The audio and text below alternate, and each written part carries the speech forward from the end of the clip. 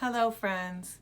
Today, I will be sharing a story with you called A Pocket for Corduroy by Don Freeman. Late one summer afternoon, Lisa and her mother took their laundry to the laundromat. As always on such trips, Lisa carried along her toy bear Corduroy. The laundromat was a very busy place at this hour. "Now, Corduroy, you sit right here and wait for me," Lisa said. "I'm going to help with our wash." Corduroy waited patiently. Then he suddenly perked up his ears. Lisa's mother was saying, "Be sure to take everything out of your pockets, Lisa dear. You don't want your precious things to get all wet and soapy." "Pockets?" said Corduroy to himself. "I don't have a pocket." He slid off the chair. "I must go find something to make a pocket out of," he said, and he began to look around. First he came to a pile of fancy towels and washcloths, but nothing was the right size or color. Then he saw a huge stack of colorful clothes in a laundry bag. "There ought to be something in there to make a pocket out of," he said. Without hesitating, he climbed inside the bag, which was filled with pieces of wet laundry. The dampness didn't bother Corduroy in the least. "This must be a cave," he said, sighing happily. "I've always wanted to live in a dark, cool cave." When the time came for Lisa to fetch her bear, he was gone. "Oh, Mommy!" she exclaimed. "Corduroy isn't here where I left him."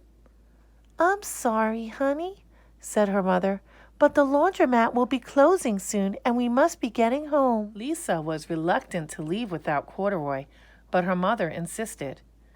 "You can come back tomorrow," she said. "I'm sure he will still be here." As they left, a young man wearing an artist's beret was taking his wet laundry out of a bag, the very bag Corduroy had discovered.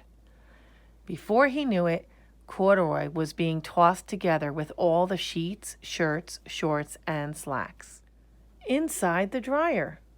But just as the artist was shutting the glass door, Corduroy tumbled out onto the floor. "How in thunder did that bear ever get mixed up with all my things?" the artist wondered. Poor Corduroy was damp all over. "The least I can do for him is give his overalls a good drying," said the man thoughtfully.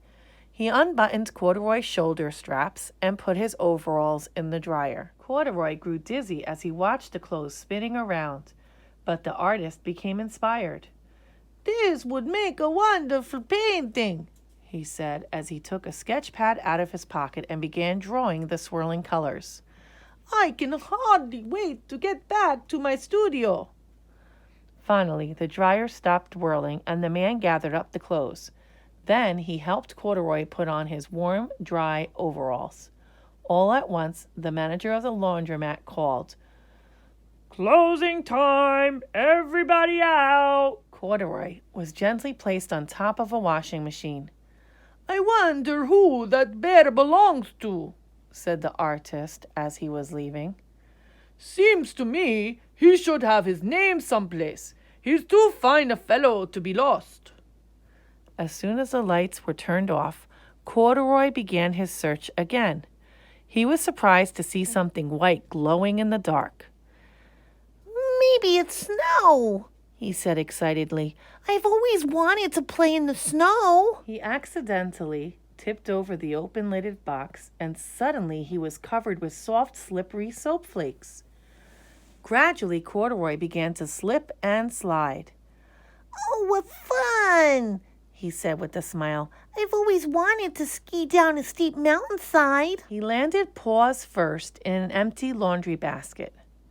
"This must be a cage," he said, peeking through the bars. "I've never wanted to live inside a cage like a bear in the zoo." But by now, Corduroy felt drowsy, and soon he nodded off to sleep. Next morning, when the manager came to open the door of the laundromat, there was Lisa waiting. "I left something here yesterday," she explained. "May I look around?" "Certainly," said the manager. "My customers are always leaving things."